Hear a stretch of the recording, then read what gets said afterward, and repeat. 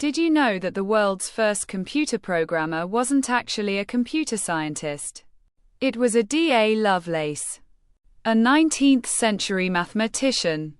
She worked with Charles Babbage, who designed an early mechanical computer called the analytical engine.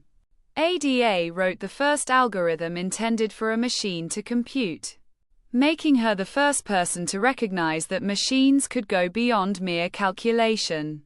Her insight paved the way for modern computing. Imagine. Her ideas were ahead of their time by more than a century.